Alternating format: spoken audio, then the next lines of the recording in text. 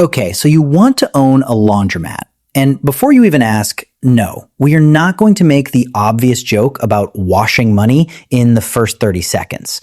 We're going to wait until at least the second paragraph because we have standards here. Here's the pitch, and on the surface, it's genuinely one of the most boring, most bulletproof business ideas a person can pursue. You buy a bunch of large metal appliances, you bolt them to the floor, you install a coin slot or a card reader, and then you simply wait for humanity's most reliable, most unglamorous, most recession-immune biological need. The fact that clothes get dirty and someone, somewhere, refuses to buy their own washing machine. No inventory that spoils, no trend that goes out of style. Nobody is ever going to decide on a whim that laundry is no longer necessary. This is about as close as retail gets to a law of physics.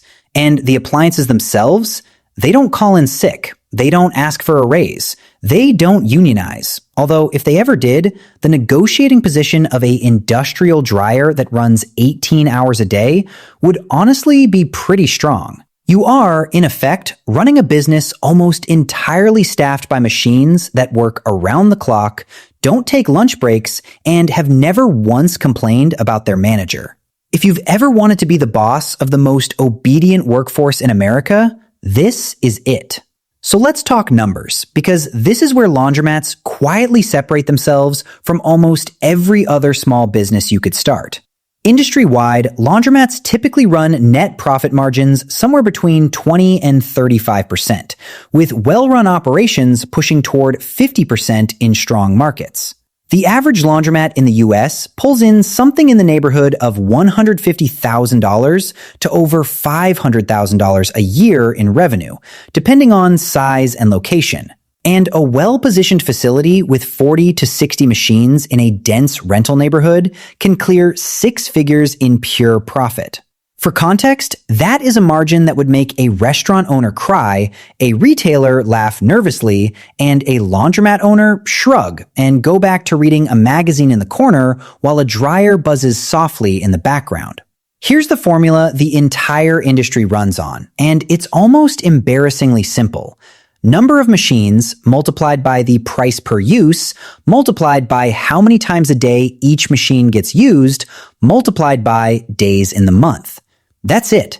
That's the whole business model reduced to one line of arithmetic that a bored teenager could do on a calculator watch. The industry benchmark is roughly 3 uses per machine per day.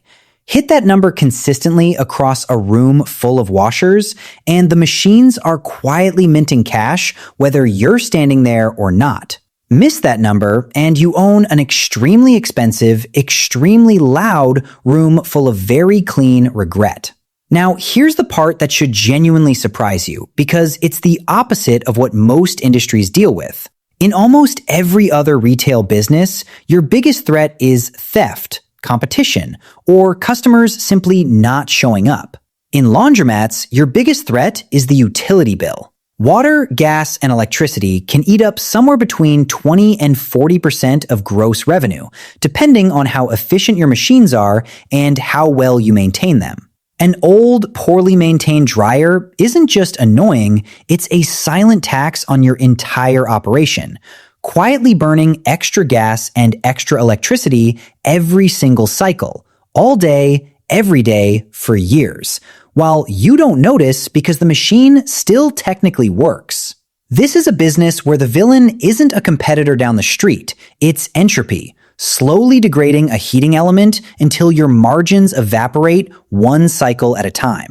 This is also why laundromat owners obsess over something almost nobody outside the industry has ever heard of: turns per day. It sounds like a skateboarding term, but it's actually the single most important number in the entire business.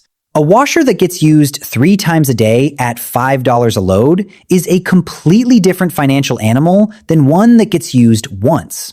Multiply that gap across 60 machines, and you're talking about the difference between a business that pays your mortgage and a business that pays for absolutely nothing except your own slowly dawning regret.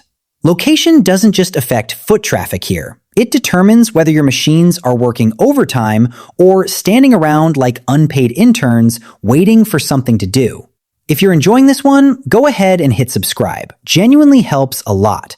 And there's a much stranger layer underneath the coin slots that almost nobody talks about. Because here's the part of this business that turns it from boring appliance rental into something closer to a real estate side hustle wearing a laundromat's clothes. A meaningful chunk of laundromat profitability doesn't come from the washing at all. It comes from the fact that the owner also frequently owns, or eventually buys, the building the laundromat sits in. Once you control both the machines and the real estate underneath them, you've built something structurally unusual. A cash-generating tenant that never leaves, never negotiates a better lease, and never threatens to relocate to a cheaper strip mall down the road. Because the tenant is you. The machines fund the mortgage builds equity, and eventually you own a building that would have been valuable anyway, except you also got paid, in cash, every single day you owned it, just for letting people wash their socks in it.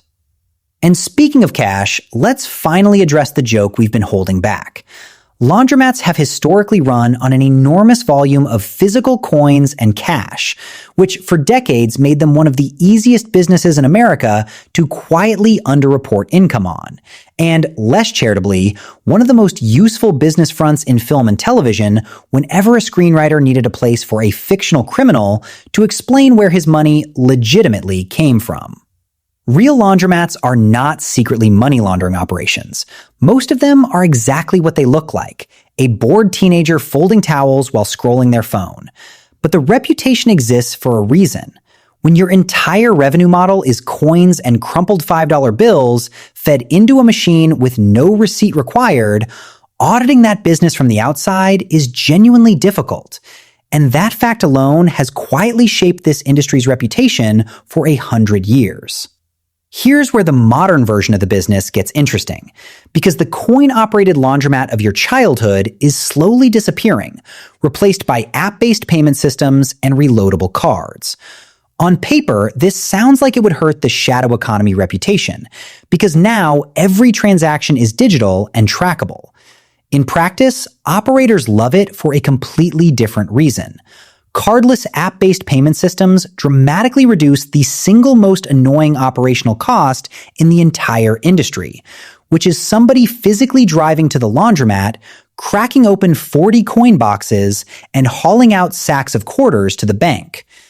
Digital payments didn't just modernize the customer experience. They quietly eliminated an entire category of labor and security risk that used to eat into the bottom line every single week. And then there's the layer almost nobody accounts for when they first do the math on this business. The ancillary revenue, sitting quietly in the corners of the room. Vending machines selling detergent, dryer sheets, and snacks. Change machines.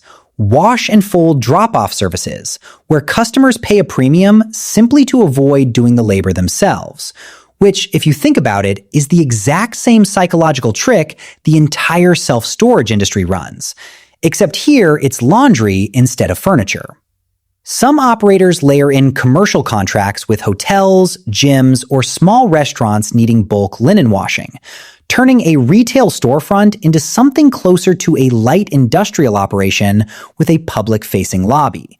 None of this shows up in the buy machines, collect quarters version of the pitch. But in a well-run facility, these add-ons can be the difference between a mediocre laundromat and a genuinely excellent one.